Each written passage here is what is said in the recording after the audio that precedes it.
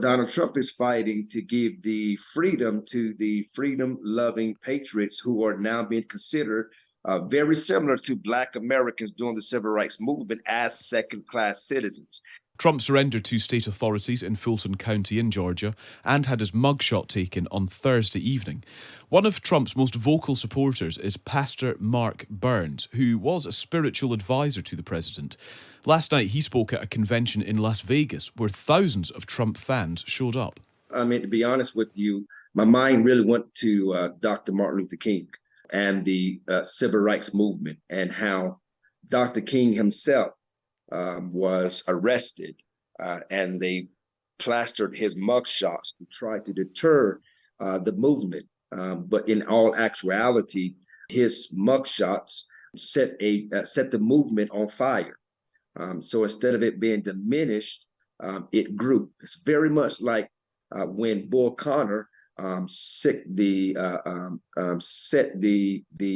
German shepherds onto Black protesters, and the fire chiefs began to set the fire hoses onto the Black protesters, and they captured all of this on camera.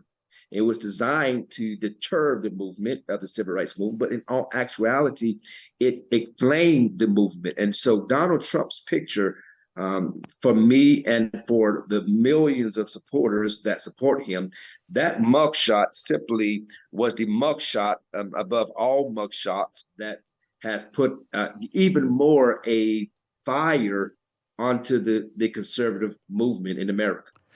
I suppose that's where the comparison with Martin Luther King ends, though, isn't it? Because he was obviously protesting and fighting for civil rights, whereas Donald Trump is fighting to defend the lie that he won the election. Well, no, Donald Trump is fighting to give the freedom to the freedom-loving patriots who are now being considered very similar to Black Americans during the civil rights movement as second-class citizens. If you are a conservative Christian in Joe Biden's America, if you are a patriot, freedom-loving American who believes that man and woman are the only two sexes, who believes that men should never participate in female sports, that parents should have the right to dictate what their children are being learned in the educational systems of America.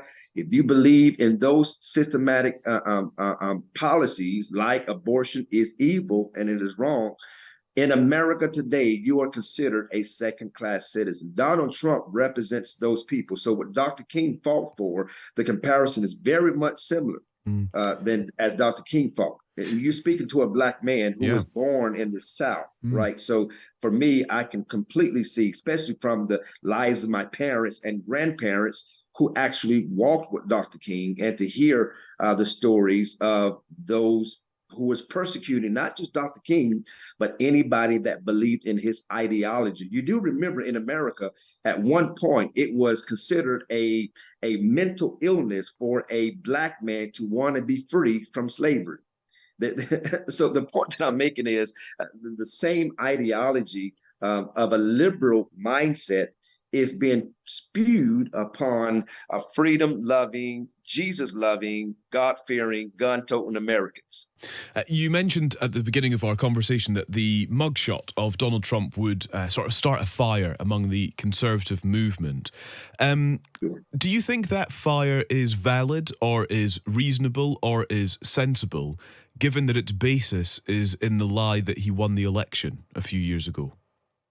Well, the basis of this is the fact that over 75 to 80 million Americans believe that there was some evidence of Donald Trump winning the election. They might believe that, Pastor Burns, but they're wrong.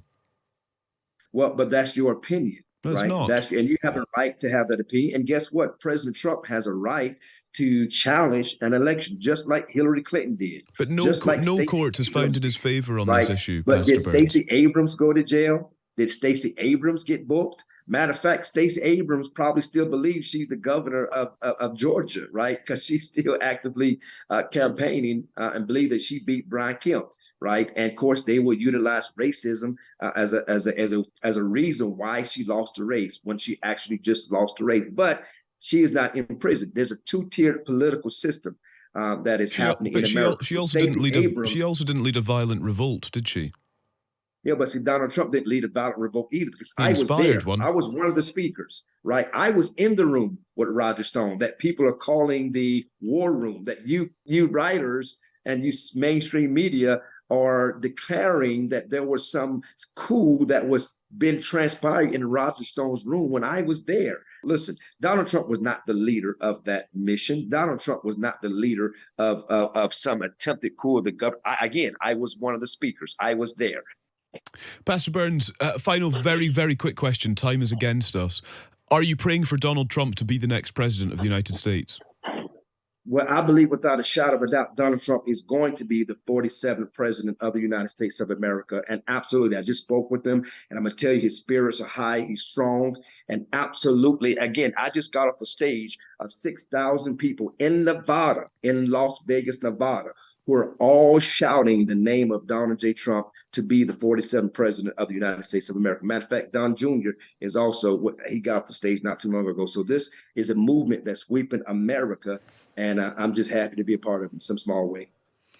There you go. That is Pastor Mark Burns, who was Donald Trump's former spiritual advisor.